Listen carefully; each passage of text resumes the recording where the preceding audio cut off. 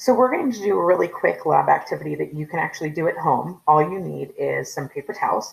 So I have some paper towel, and what I've done is I've cut my paper towel into a bunch of strips. And I've actually pre-measured the strips so that they will fit over this cup. And what I've done is I filled that glass of water with I filled the glass with about an inch of water.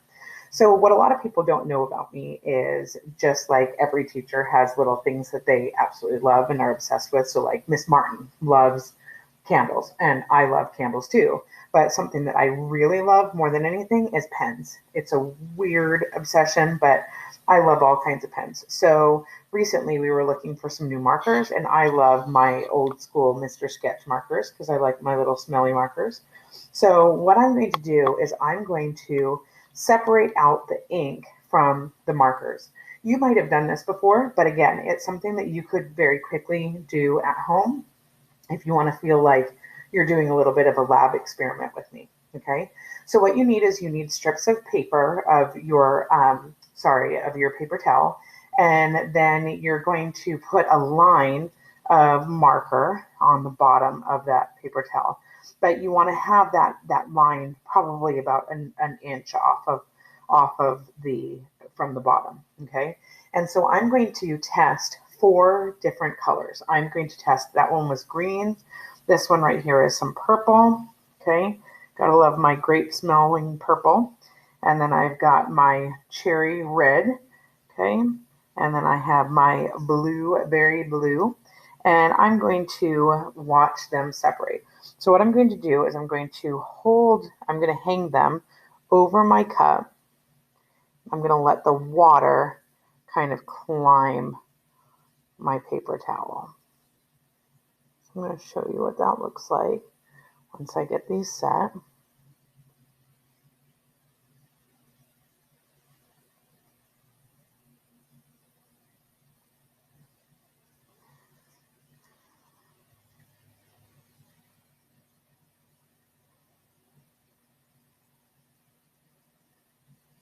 Okay. So I've got them set, and I'm going to bring you over to my glass so you can start to see those colors climb the paper towel there. Okay. And all I have in there is just water, and I have my colors. So if you watch, you can start to see, and hopefully we'll end up seeing the colors separate. Okay, so what you can see here is we have our markers have separated a little bit. So if you look up here, this is going to be our purple, and our purple separates into kind of like a pink color and then another purple color. Our red didn't really separate into anything, but what I think is really kind of interesting, and I don't know if you can see it very well here, but that blue, that right there is the blue, and the blue has this purple all down here and then a lighter blue right here. Now the green right here, the green has a green, and then it starts to separate into a blue. And then I also added a black in another run that I did. And with the black kind of is starting to separate into a red, and you can see blue separating there. Now you'll notice that I have a couple of different samples, more samples than I started with. What I actually did is I tried to see if the separation would work different with water or with a rubbing alcohol mixture, rubbing alcohol and water. So these first 3 are water. And then actually this one is also a water. And then the other ones, these 2, 1, 2, and then the black one is my rubbing alcohol and water mixture. So this is a separation technique called chromatography, and you can use it to separate colors that are in your ink. You use it for a lot of different things, but what this shows us, it shows us that manufacturers, when they're making ink pens, they use different colors to make the colors that we end up getting. Separation of mixtures lecture, and I will also go ahead and link this into your Schoology accounts. So the separations of mixtures, if you look at this picture, it's kind of silly, but how would you separate this kid from the chair? So sometimes separation is a matter of problem solving. So you've got to figure out, like, what are some things that we could use? Would you use some grease to get his head out? what are you going to end up doing to get them out? And you see that we've got this guy over here with a saw and everyone's pulling. So how are you going to separate things? So in science, we separate mixtures in different ways. And the reason that we're able to separate mixtures is because the things that are in mixtures, the substances that are in mixtures, whether it be elements or it be compounds, they are physically combined. They're not chemically combined. So what we can do is we can use separation techniques or processes that play off of the physical properties of the separate components, because those separate pure substances are going to retain their characteristics. So we can use those characteristics, those physical properties, in order to separate these mixtures. Physical separation methods, there are lots of different methods that we can use. One of them is crystallization. So if you really like rock candy or have had rock candy when you've gone somewhere special with your parents, rock candy is made with a really, it's called a super saturated solution of sugar and water. So it's got way more sugar than should be dissolved. And so what eventually happens is rock candy ends up forming because the sugar can no longer stay dissolved. So the sugar comes out of the solution, or we call that crashes out of the solution. So you can even make rock candy at home with a piece of string hanging from the top of a cup in a really sugary solution. Chromatography is what we just did. So chromatography separates components of the mixture based on the substance's ability to basically crawl up your material, whatever your material is. So different items will travel different lengths or different distances based on the attractiveness or how attracted they are to the solvent, or basically the liquid that is being run through the chromatography medium. So the chromatography medium, it doesn't have to be paper. You can use silica gel, or like basically kind of like a fine grained sand. That's what we used in the biology labs that I've worked in before. So chromatography is just another separation technique, and we play off of a property called polarity. So things that are more polar are going to be attracted to more polar solutions. And that's actually why I did one activity with water, and then I also tried to do the chromatography with a mixture of water and rubbing alcohol, because your components are going to be attracted to different solvents in a different way. So distillation. Distillation is super important. With distillation, you've got two liquids that are mixed together, and the only way that you can separate them is both of the mixtures have different boiling points. So what you end up doing is you end up boiling this substance right here, and the substance that has the lower boiling point is going to boil off. So for example, if I had a mixture of water and alcohol, alcohol is going to have a lower boiling point. So I'm going to boil off my alcohol, and then this right here is a condenser, and it's got water running through it. And so that water is going to cool that substance, okay? And then you end up getting droplets over here. And it's based on the differences of boiling points. So you're going to end up heating your mixture at a temperature that is between the two boiling points. You can't put it right at the boiling point of the smallest one, and you can't put it right at the boiling point of the highest boiling point, because at the highest, everything's going to boil off. At the lowest, then you're not going to get it to fully evaporate off, okay? So that's distillation. Now decantation. Decantation is pretty simple. Basically, you have a mixture where you have a solid maybe that is sediment that has crashed down to the bottom. It's settled down to the bottom of the liquid. So you just pour off the liquid. If you've ever watched your mom or dad make, or you've made some gravy at Thanksgiving, you can use a gravy separator for something like this, and you can pour off the top layer, and then you're left with the bottom layer.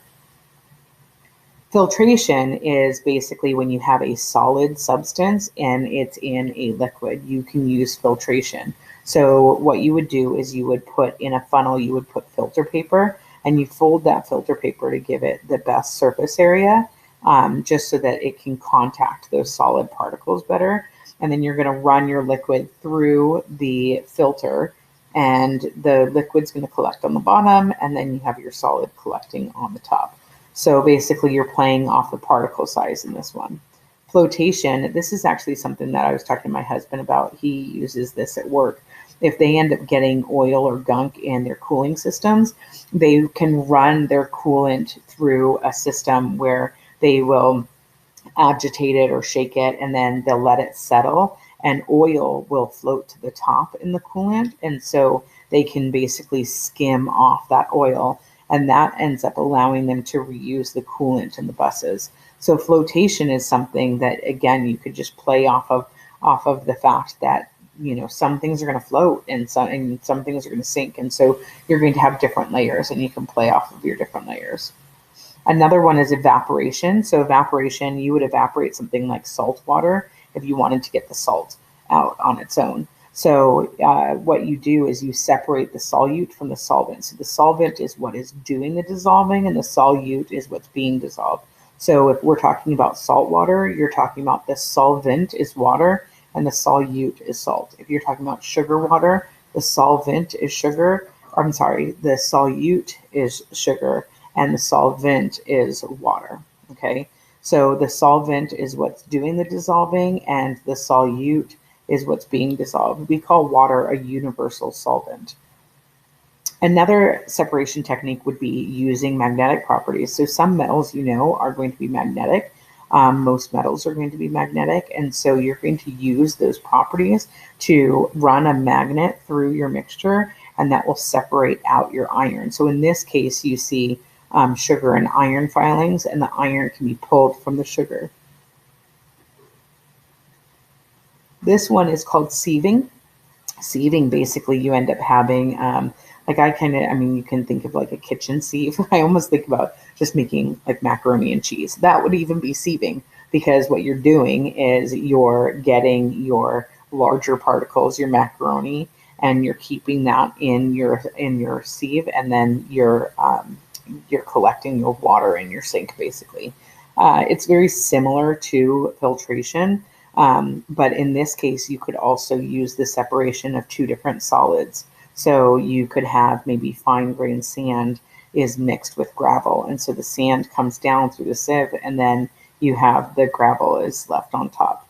And you can actually do a series of sieves that are going to have different levels of holes, different size holes. So you've got larger particles collect at the top, and then the next level particles collect, and then the next level particles. So you can separate many different things. So this is just a very quick review of some of the stuff we've covered, because I wanted to throw it in here to make sure that we talked about it. So seawater. Seawater is a mixture of substances. Seawater is a mixture of lots of different things. There's salt, there's sand, there's water. You've got seaweed in seawater, but seawater is a mixture of different substances.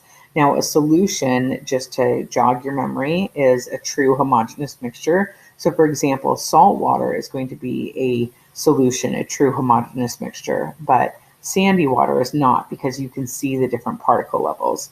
Another type of question that you would be asked is something like looking at air, baking soda, salt, and sugar. Which one's a mixture? Well, air is a mixture of many different compounds or molecules. There's lots of stuff in the air when you wave your hand. Baking soda is a compound, it's sodium bicarbonate. Salt is a compound, it's NaCl, it's a pure substance. And sugar also is a compound, it is a pure substance. So your only mixture there is air, because air is made up of hydrogen and oxygen and argon and nitrogen. There's lots of stuff in the air around you that you're breathing. You're breathing out carbon dioxide, you're breathing in oxygen. All of that stuff is in the air around you. Then real quick, one more thing that we're going to go over is just elements and chemical formulas. I just wanted to make sure that you caught on that elements cannot be broken down by physical means, or even by chemical means. You would actually end up having to do a nuclear reaction to break down elements. All matter is made up of elements, and we're going to look at the periodic table pretty soon. And then chemical formulas. Chemical formulas are basically your set of symbols that tell you which elements are in a chemical. So for example, NaOH is sodium hydroxide. NaNO3 is sodium nitrate. And that's kind of where we're going to end this semester, is with looking more closely at chemical formulas. And then one last thing, a compound is a chemical composition of two or more different elements. that are joined together in fixed proportions. Matter that has uniform and unchanging composition is also known as a substance. So that's kind of a recap of what you've done for the last couple of days, just so that you're aware of things that you might be tested on. That would be a good review for you. So the next thing that you're going to do is you're going to watch a video of me using different separation techniques to separate a mixture of corn kernels and iron filings and salt. Okay, so here we're going to do a real quick demonstration about mixtures and how to separate those mixtures. So properties of matter can be used to separate mixtures. You could use the properties of all of the different types of matter in this cup to separate them. So right here, I have a cup that's filled with some corn kernels. It's filled with some iron filings and some salt. So you want to think about what are some properties that would allow you to separate this mixture of salt, iron filings, and corn. And what are some things that you already know? Okay, so think about that. And then I'm going to take this paper towel, which I have found the mass to be 1.8 grams. And I'm going to pour this mixture right there, okay? And then I'm going to take another paper towel, and the mass of this paper towel is 1.0 grams. And I'm going to actually take a magnet. And the reason that I'm going to take this first paper towel is because I don't want to mess up my magnet. And I'm going to run a magnet through here. And look at that. All of a sudden, I mean, you can see how crazy is that. All I have to do is run that magnet through here. Okay. And I have taken up a lot of that iron. Okay. So I'm going to find this mass one time first. Okay, so this is the first mass of my iron. Okay.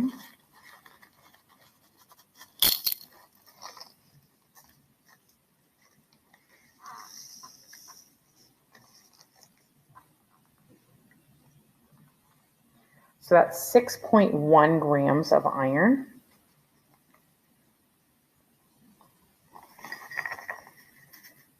And then I'm going to see if I can collect any more iron, because when I was doing that, some of the mass of the iron fell off. So let's see. And you see how quickly that picks up? And it kind of looks like hair. I mean, it's kind of nuts. But that right there. Now, some of you might be saying, well, you have some salt in there. And I do. And I'm not being very perfect in this video. Okay. Obviously, I'm losing some mass, but you're kind of getting the point. So 4.0 grams there.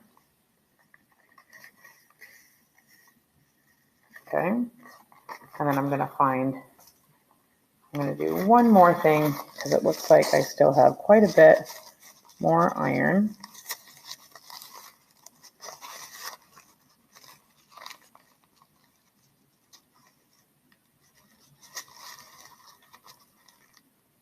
Okay.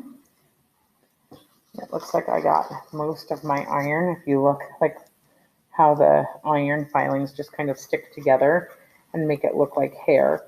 And something really cool that is not part of this demonstration, but it's really neat how you can see, if you look really closely, the iron filings are kind of going around the magnet. The reason they're going around the magnet is because every magnet has a north pole and a south pole. Again, this is not part of this demonstration, but I think it's really interesting to point out that we can see science and scientific principles in all different activities that we do in this class. So the reason you get that pattern is because you have a north and a south pole, and the way that the iron is going to be attracted to the north and south pole. You see the poles, the magnetic poles. So that one has another 3.9 grams, okay? So that's all of the iron that I have pulled out of my mixture. Now, what am I going to do for the rest of it? So I have this mixture now of salt and corn. And so the first thing that I'm going to do is I'm going to take my cup and I'm going to find the mass of it real quick. It's 3.6 grams in case I need that later. And I'm going to kind of make a little bit of a funnel, okay? I'm going to make a little bit of a funnel, and I am going to pour some water into this funnel. because what do we know about salt and water? Okay, what do we know about salt and water? We know that salt is going to dissolve in that water. So I'm going to collect that water right here, okay? And so what I'm doing is I'm separating the corn out from the salt. I'm separating the corn out from the salt, okay?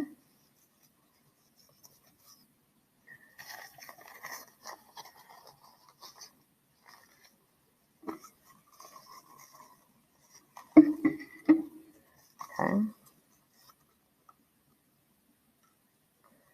Now, the next thing that I'm going to do is I'm going to take my corn and I'm going to lay that aside, and then I have my mixture of salt water, okay? The last thing that I'm going to do is I have this evaporating dish, and I just found the mass to be 37.8, and I'm going to pour my water in here. So remember, this is my mixture of water and of salt, okay? I'm going to pour that in there, and then I'm going to evaporate that out. So I'm going to take my hot plate. I'm going to take my mixture, and I'm going to just put it on this hot plate, and I'm actually going to end up putting a watch glass on top so that it doesn't pop and boil out. And I'm going to show you the result once it's done boiling. So I'm going to take my hot plate, and that's my evaporating dish with my watch glass, and I'm just going to heat that until it boils and all of the water boils off. So in this demonstration, what I've done is I've used the properties of the matter that we have. I've used the fact that the iron filings, they are magnetic. So I used a magnet to separate that from the mixture. Then I used the fact that we have our corn kernels, and our corn kernels are going to be able to separate out through filtration, and they're not going to be dissolved in water. The salt was separated out because it can be dissolved in water, and then now I can evaporate off the water. So here's another mixture. I'm evaporating the water because water has a lower boiling point than salt. So the salt will be left behind, and I will have gotten rid of the water. So this is what our salt looks like after we've evaporated all of the water. So you see, we've been able to get rid of all of the water, and the salt has been left behind. So I'm going to take that, and I'm going to find the mass of that evaporating dish with the salt in it.